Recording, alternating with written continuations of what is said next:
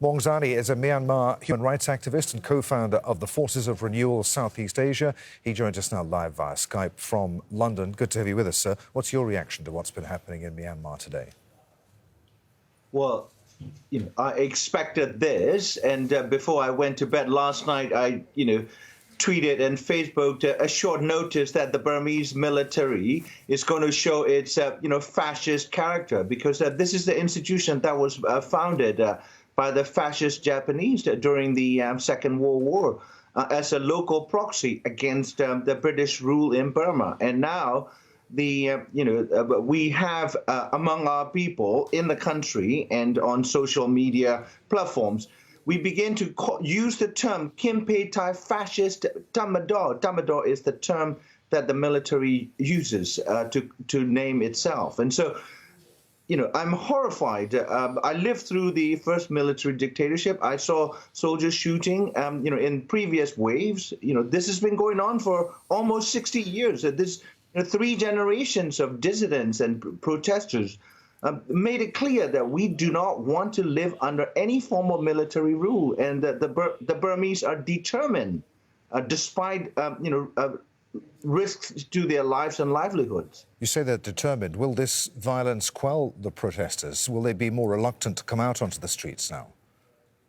I don't think so. The Burmese have been doing this, as I said, over 3 generations. And, many of our relatives, friends and families served, 20 years behind bars in exile, lives destroyed, livelihood destroyed.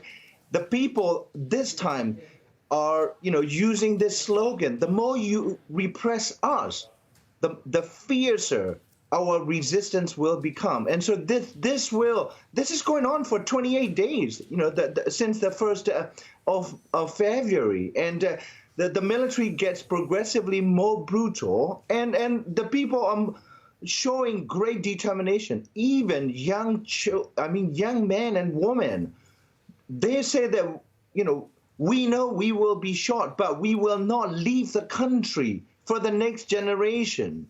To be brutalized and economically raped by this institution called Tamador. We do not have a national army that is sworn to protect the people. That they're turning the guns against the unarmed protesters, as if like protesters are target practice. That's what's happening. What more should the international community be doing to pressure the junta in Myanmar, despite almost universal condemnation of the coup? Doesn't seem to have deterred them at all. Well, 2 days ago, the the Burmese representative at the United Nations, defied the order from the generals and then called for, delegitimizing and, basically decredentialing Myanmar from the United Nations, not expelling. But expulsion requires Security Council's, endorsement, and China and Russia will veto that. And so what needs to happen is to not accept the Myanmar coup leaders and whoever they pick as representatives, either as ambassadors to different countries or to the United Nations. That is going to be a huge blow if the international system of governments say unanimously, barring Russia, China, and a few rogue regimes in the world. I think that will strengthen the Burmese people's resolve. That is short of military intervention.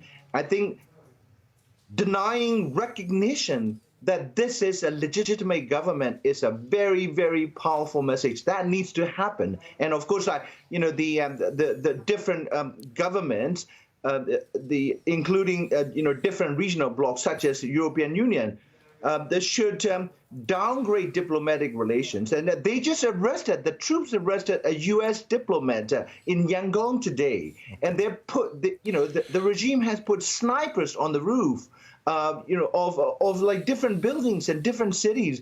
There are a lot more shooting and killings with live munitions across the country, not just a handful that have been verified. Really good to talk to you, sir. Many thanks indeed. Maung Zarni there in London. Thank you.